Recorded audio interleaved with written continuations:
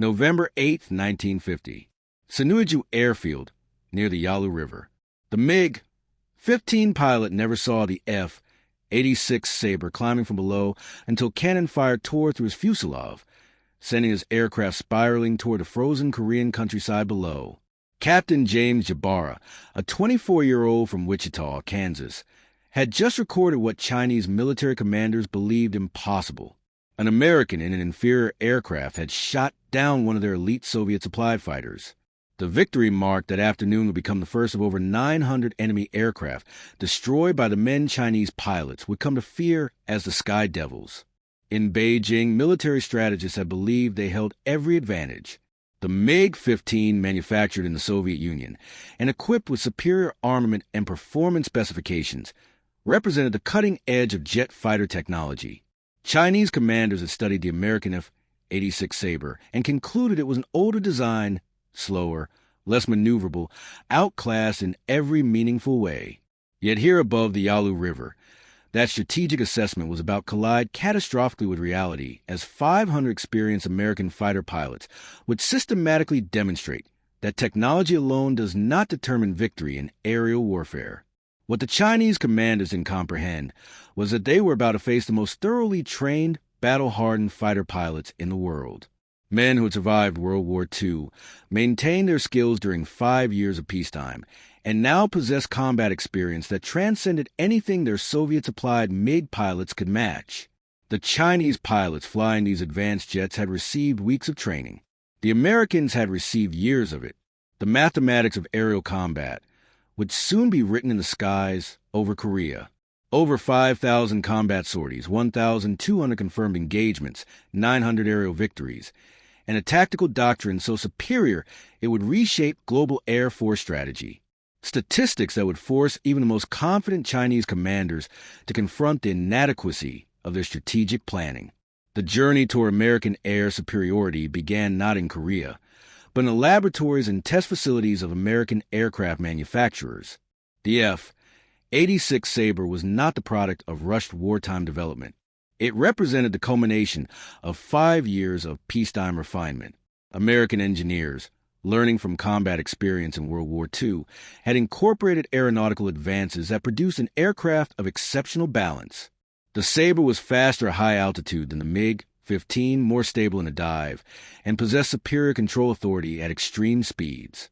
But these technical advantages meant nothing without pilots capable of exploiting them. In 1950, when North Korea invaded South Korea, the initial American response relied on aging F-51 Mustangs and early model F-80 Shooting Stars. When the Soviet-supplied MiG-15s appeared over the Yalu River in November, American commanders faced a crisis. The MiG-15 was faster in level flight, more maneuverable at low speeds, and equipped with superior firepower. American pilots found themselves outmatched by aircraft that were genuinely superior in raw performance metrics. Chinese commanders watched with satisfaction. They believed they had achieved air superiority, and the war would be decided on their terms. They were about to discover one of the most important lessons in military history. Aircraft do not fight wars. Pilots do. In December 1950, the United States Air Force deployed the 4th Fighter Interceptor Wing, equipped with F-86 Sabres, to Kimpo Air Base south of Seoul. At the helm was Colonel Benjamin O. Davis, Jr., the legendary commander of the Tuskegee Airmen during World War II. Davis understood what Chinese strategists did not.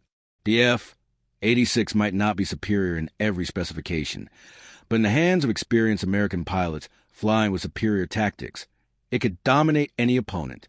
Davis implemented a revolutionary training program for his pilots. Every new arrival underwent intensive instruction in high-altitude tactics. Davis had recognized that while the MiG-15 was superior at low and medium altitudes, the F-86 possessed an enormous advantage above 35,000 feet, where its engine design gave it superior performance. Davis also revolutionized engagement tactics. Unlike the rigid hierarchical formation flying that Soviet and Chinese pilots practiced, American pilots flew with flexibility and initiative. They practiced energy management, learned to exploit the Sabre's superior diving characteristics, and trained extensively in the art of deflection shooting.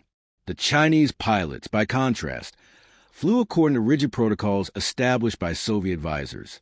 They were professional aviators, brave and dedicated, but they operated within a tactical framework that assumed superior numbers and rigid formations would overcome American skill. Chinese commanders had not anticipated facing opponents who could outmaneuver them tactically even if their aircraft could not outmaneuver them technically. The first major engagement came on December 17, 1950. 4 F-86 Sabres encountered 8 MiG-15s over the Yalu River. Captain James Jabara shot down 1 MiG. More importantly, the Americans established that the Sabre, when flown with superior tactics and skill, could defeat the MiG-15. Word spread through Chinese and North Korean air units. The American fighters were more dangerous than their specifications suggested. Over the following weeks, American pilots consistently demonstrated that training, tactics, and experience could overcome raw performance advantages. Major George A. Davis, Jr. emerged as the leading American ace. Flying his distinctive Sabre with a red nose and blue tail, Davis accumulated victory after victory against Chinese pilots who were competent but lacked his depth of combat experience. Davis had flown nearly 300 combat missions in World War II. He understood aerial combat at a level that most Chinese pilots could not comprehend. By January 1951, the pattern had become unmistakable. American F-86 pilots were defeating the superior Soviet aircraft with consistent regularity. Chinese commanders found themselves facing a situation they had not anticipated. Their pilots, flying better aircraft, were losing engagements to American pilots flying less capable machines. The psychological impact rippled through Chinese and North Korean air units. Some pilots began to fly less aggressively, concerned about encountering the American fighters. Other pilots responded with increased aggression, leading to reckless tactics that resulted in even greater losses. The Chinese Air Force attempted to counter the American advantage through numerical superiority. They committed increasing numbers of MiG-15s to combat. This tactical approach failed consistently. Larger formations of MiG-15s faced slightly smaller numbers of F-86 Sabres, and the Americans won engagement after engagement. The kill ratio steadily increased. For every American fighter lost in aerial combat, between 8 and 10 MiG-15s fell to American guns. Chinese commanders began to understand that they faced not just a superior aircraft, but superior tactical doctrine, and more importantly, superior pilots. Major George Davis continued his remarkable combat career, accumulating kills at a rate that stunned Chinese commanders. By March 1951, Davis had achieved 10 confirmed aerial victories. The American press began to follow his exploits. Nicknamed the cigar-smoking ace for his habit of chewing cigars during combat, Davis became the public face of American air superiority over Korea. Other pilots followed his example. Captain Joseph McConnell, flying from the same bases in Korea, began accumulating victories. By war's end, McConnell would emerge as the leading American ace of the Korean War with 16 confirmed kills. Captain Manuel J. Fernandez would achieve 14.5 victories. These men represented the cream of American pilot training and combat experience.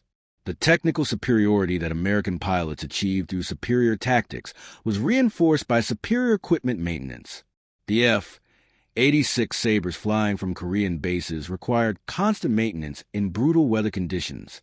American ground crews, many of them veterans of World War II maintenance operations, developed innovative approaches to keeping the aircraft flying. The Sabres achieved availability rates that exceeded those of Soviet-supplied aircraft operated by the Chinese Air Force. Chinese ground crews, working with less experience and fewer resources, struggled to maintain their MiG-15 fleet at comparable levels. This mechanical advantage, subtle but significant, contributed to American superiority.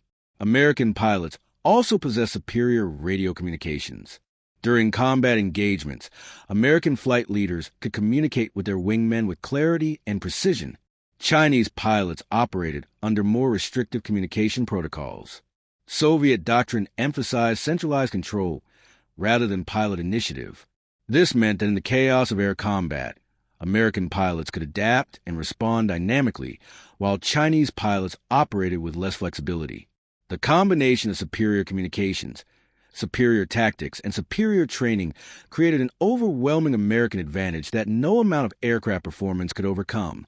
By mid-1951, the pattern of American air superiority had become so pronounced that Chinese commanders began to reassess their entire air strategy. They could not defeat the Americans in direct engagement. Larger formations were ineffective. Different tactical approaches all failed. The only successful tactic was to avoid direct combat with the F-86 Sabres and instead conduct operations when American fighters were not present. This represented a fundamental strategic defeat. The Chinese Air Force, which had begun the war with confidence in Soviet equipment and tactical doctrine, now found itself limited in operational capability by American air superiority. The United States Air Force, recognizing the advantage they possessed, pressed their dominance ruthlessly. They expanded the geographic area where F-86 conducted combat operations. They increased the frequency of combat missions. They pursued an aggressive strategy designed to maximize the destruction of enemy aircraft while minimizing American losses. American commanders understood that the war would be decided not primarily by grand strategic maneuvers, but by attrition. The more Chinese aircraft they destroyed, the fewer aircraft the Chinese Air Force would have available for operations. The more pilots they shot down, the fewer experienced pilots would remain to replace the losses. Chinese commanders attempted various countermeasures. They requested additional MiG-15s from the Soviet Union. They attempted to rotate experienced pilots home to train new pilots, but the rotation schedule could not keep pace with the losses. They experimented with different tactical formations, all of which proved ineffective against American pilots flying superior tactics. They even attempted to use superior numbers by concentrating 40 or 50 aircraft in single engagements, but the results were invariably the same.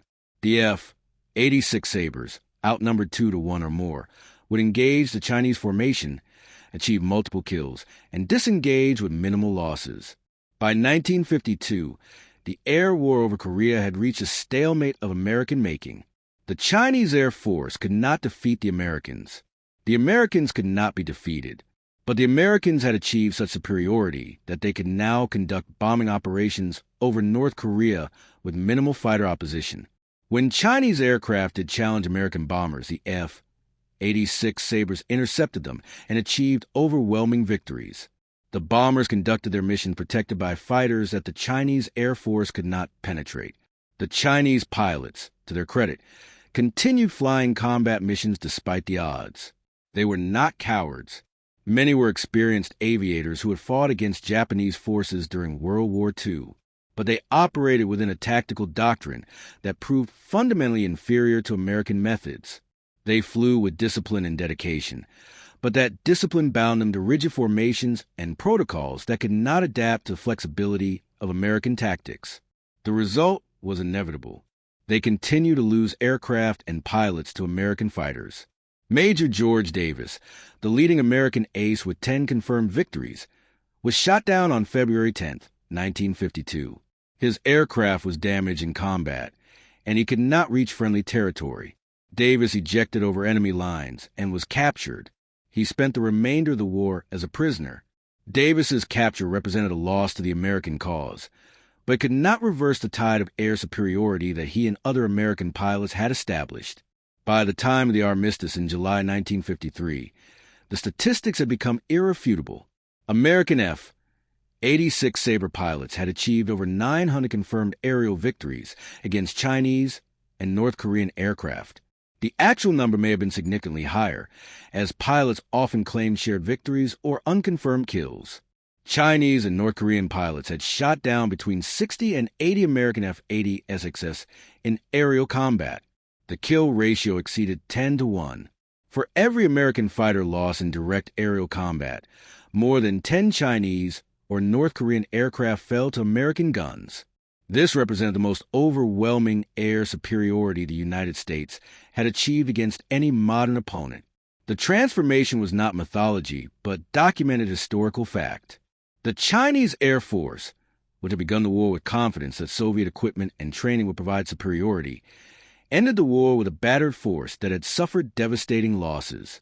Chinese commanders who believed the F-86 F-86 Sabre was an inferior aircraft watched helplessly as their superior MiG-15s were systematically destroyed by American pilots. The strategic reality had reversed completely.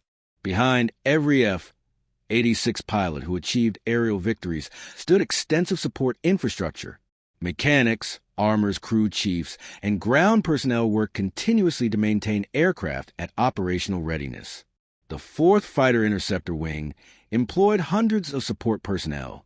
When Chinese aircraft attacked American bases, ground crews worked under fire to keep the fighters operational. The support personnel received less recognition than the pilots, but without their dedication and skill, the pilots could not have achieved their victories. The strategic bombing campaign over Korea provided the crucial context for fighter operations. 29 Superfortress bombers conducted missions deep into North Korean territory. These bombing raids required fighter protection. The F-86 Sabres provided that protection, enabling the bombers to conduct their missions while preventing Chinese fighters from effective interference. The strategic impact of fighter superiority extended beyond aerial victories. It enabled the entire American bombing campaign to proceed with minimal fighter opposition. When Chinese commanders committed their air force to combat over Korea, they were confident that Soviet equipment and training would provide them with superiority. They did not anticipate that American pilots, tested in World War II and refined during 5 years of peacetime training, possessed a depth of expertise that no amount of superior equipment could overcome. They did not anticipate that American pilots would develop revolutionary tactics specifically designed to defeat the MiG-15's performance advantages. They did not anticipate the comprehensive nature of American air superiority training that enabled American pilots to adapt and respond to tactical challenges. The F-86 Sabre campaign over Korea established patterns that would dominate air warfare for decades. It proved conclusively that in aerial combat, pilot training and tactical doctrine matter more than aircraft specifications. It demonstrated the decisive importance of operational experience. It showed that disciplined, well-coordinated tactics could overcome performance disadvantages. The lessons learned by American pilots over Korea would influence American Air Force training and doctrine through the Vietnam War and beyond.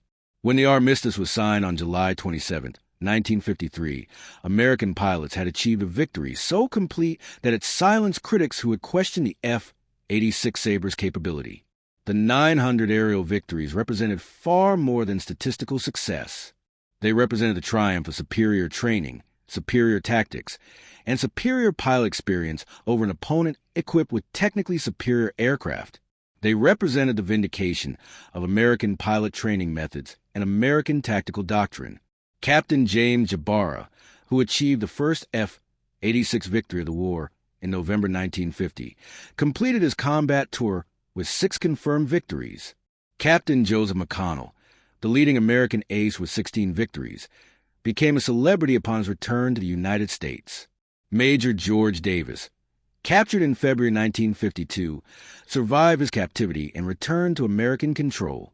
These men became living symbols of American air superiority in Korea. Chinese commanders confronted an irrefutable reality when they analyzed air war. They had been defeated not because their aircraft were inferior. The MiG-15 was in many respects superior to the F-86 Sabre. They had been defeated because their pilots, their tactics, and their operational doctrine proved inadequate when confronted with American expertise. The psychological impact of this defeat rippled through the Chinese Air Force for years. Chinese pilots who had survived the war carried with them memories of engaging American fighters and watching their formations dissolve in defeat. The contrast with Chinese claims was stark. In Chinese propaganda, they claimed to have shot down hundreds of American aircraft. The actual number was a fraction of this inflated figure. Meanwhile, Chinese commanders were forced to acknowledge American claims of over 900 victories because the losses were real and undeniable. The gap between Chinese propaganda and American reality created a credibility crisis within the Chinese Air Force. The strategic implications extended beyond Korea. The Soviet Union, watching its MiG-15s being systematically destroyed by American F-86 Sabres, reached a significant conclusion. American pilot training was superior to Soviet pilot training. American tactics were superior to Soviet tactics. If the MiG-15 could not achieve superiority in Korea despite performance advantages, then Soviet aircraft would need even more significant performance advantages to overcome American pilot expertise in future conflicts. This realization influenced Soviet aircraft development programs for the remainder of the Cold War. For the United States, the Korean Air War vindicated investment in pilot training. American pilots underwent more training than their Soviet counterparts. American pilots flew more training hours. American pilots practiced more extensively in formation flying and tactical maneuvers. This extensive training required significant resources and commitment. The results: 900 aerial victories against fewer than 80 American F-86s lost in aerial combat, justified the investment completely. American commanders could point to Korea as proof that superior training and tactical doctrine could overcome performance disadvantages. The legacy of the F-86 Sabre campaign extended far beyond the Korean peninsula. It established that American air forces possessed the expertise to defeat any opponent in aerial combat. It proved that technological advantages could be overcome by superior tactics and training. It demonstrated the decisive importance of experienced, well-trained pilots operating under a flexible tactical doctrine that emphasized pilot initiative and adaptation. These lessons would influence American Air Force operations for decades. When the Korean War ended, American F-86 pilots had compiled a combat record that demolished every pre-war Chinese assumption about modern air warfare. They had proven that excellence in aerial combat transcended aircraft specifications.